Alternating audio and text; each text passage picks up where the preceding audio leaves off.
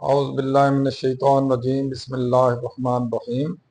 अल्लाह जल्ल शानहू दे नाम दे नाल अल्हम्दुलिल्लाहि रब्बिल आलमीन वल आक़िबतु लिल मुत्तकीन अस्सलातु वस्सलामु अला रसूलिहिल करीम। दोस्तों अस्सलामु अलैकुम। मैं डॉक्टर नसीर कालों CNP न्यूज़ तो। दोस्तों आज 14 तारीख है और इस्लामाबाद रावलपिंडी के अंदर 14, 15, 16 की छुट्टियां की गई ने गवर्नमेंट की तरफों।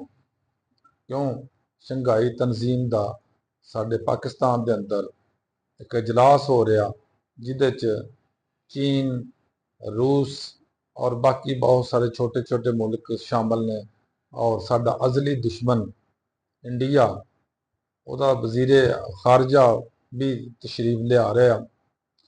दोस्तों ये चूँकि बहुत अहम इशू है, बहुत अहम मौका है और बहुत अहम ये मीटिंग है, लिहाजा मैं चाह रहा सा कि ये उत्ते कोई गलबात की जाए। दूसरे नंबर पर कुछ दोस्तों ने भी ये कहा सी कि ये उत्ते जरूर इजहार राय भी किया जाए और PTI नूं गुजारिश भी की जाए कि वह कल का जिहड़ा उन्होंने अनाउंस किया एहतजाज का प्रोग्राम दारुल खिलाफे के अंदर उस मुलतवी कर दिता जाए। दोस्तों तुहानूं याद होना कि इस तो पहले 2016 च साडा एक सार्क कॉन्फ्रेंस होनी सी पाकिस्तान के अंदर, जिदे इंडिया ने बहुत ज़्यादा मुखालफत की और सार्क मुल्कों की कॉन्फ्रेंस पाकिस्तान के अंदर नहीं सी होने दी। जवाज़ की पेश किया कि पाकिस्तान के अंदर तखरीबकारी हो रही है, दहशतगर्दी हो रही है, अनस्टेबिलिटी है, उत्थे कोई जानो माल महफूज नहीं है, इज्जत तो आबरू महफूज नहीं है, लिहाजा असी उत्थे नहीं जाना। हालांकि ऐसी कोई गल नहीं सी है 2016 के अंदर, बड़े आराम ना हो सकती सी, लेकिन चूंकि इंडिया साडा सिंस पार्टीशन एक दुश्मन आ और हर वो मौका और हर वो टारगेट जड़ा उन्होंने मिल जाता हो तो फायदा उठाता और मुल्क साडे दी मेरे मुल्क ते पाकिस्तान जी है इनके खिलाफ प्रोपेगंडा करना, ये खिलाफ तखरीबकारी करनी, ये खिलाफ दहशतगर्दी करनी उदा सब तो बड़ा टारगेट भी आ और बड़ा बहुत बड़ी इंडिया वास्ते एक एक समझते अपने आप फर्ज भी है उन्होंने।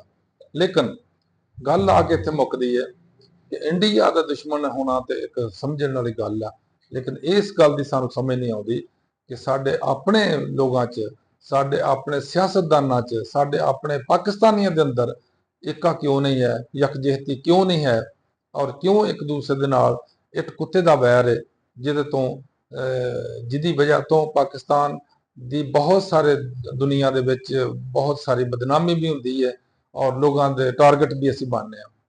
दोस्तों जिस तक तुम देख रहे हो 2-2.5 साल तो इमरान खान की हुकूमत जान तो पहले बाद अगरचे कोई शक नहीं है कि PTI ने बड़ा जुल्म ज्यादती हुई, बड़े उन्होंने लोगों ने बड़ी ज्यादतियां हुई, लेकिन ये चूंकि एक मौका ऐसा है जिससे सानू इजहार यकजहती करना भी चाहिए और यकजहती दिखानी भी चाहिए। लिहाजा मैं अपने पाकिस्तानी भाइयों, तमाम पाकिस्तानी भाइयों खाओ किसी भी तंजीम ना, किसी भी पार्टी ना, किसी भी फिके ना, किसी भी फिरके ना ताल्लुक रखते हैं, उन्होंने अगे गुजारिश करना कि तुसी इस मौका के उत्ते यकजहती का और एक दूसरे ना प्यार मुहब्बत का इजहार भी करो और दिखावा भी दिखाओ कि असी एक हैं। जिस तरह तराना है ना साडा, हम इस परचम तले एक हैं, एक हैं, एक हैं, इजहार करना चाहिए। लेकिन मुसीबत की आ कि इत्थे हर बंदा 1.5 की मस्जिद बना के बैठा।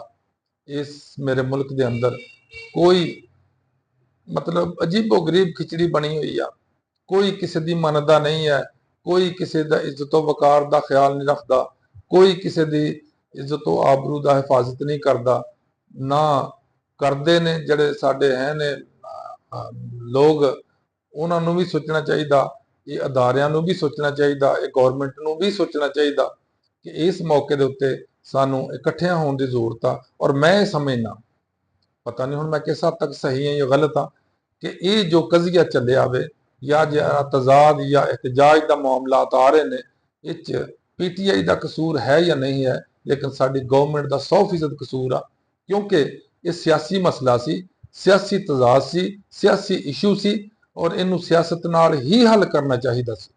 लेकिन हैरानगी की गल यह कि यह गौरमेंट इंडिया ना, वाजपेयी ना, अपने मोदी ना तो बड़े प्यार मुहब्बत दी गल्लां करदे ने, लेकिन पाकिस्तान के अंदर अपने भाइयों ना, अपने पाकिस्तानियों नूं करदा की प्रॉब्लम है या की इन्हां नूं मुश्किल है या की इन्हां नूं तकलीफ है।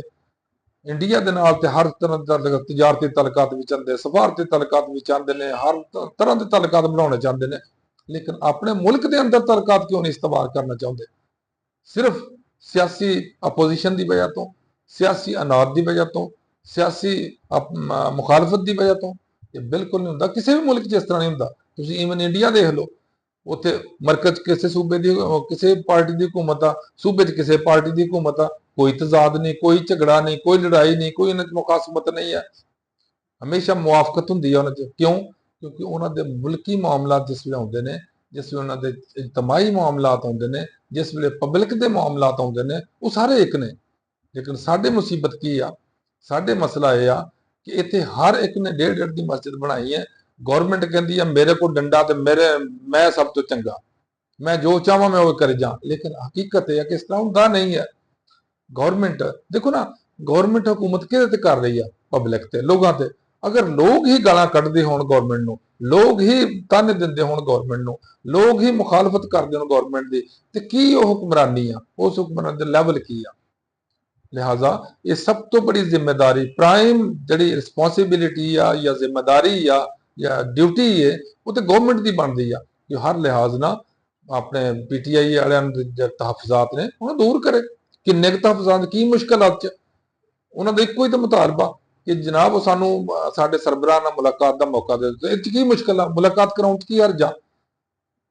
देखो ना, हुकूमत वो नहीं कहते भी सानू दे दिओ, हल्ला गुल्ला वो नहीं करते, वो कहते कि सानू सिर्फ मौका दे दिओ कि तुसीं साडा उन्हां नाल मुलाकात करा दिओ। मैनू नहीं समझ आउंदी इह च गौरमेंट नूं की प्रॉब्लम आ? गौरमेंट दे ढिड च वट क्यों फिरदे ने इस गल ते? मुलाकात अगर हो जाती है फिर की होएगा? लेकिन पता नहीं अनाह किहो जी साडे मुल्कां दी बनी आ।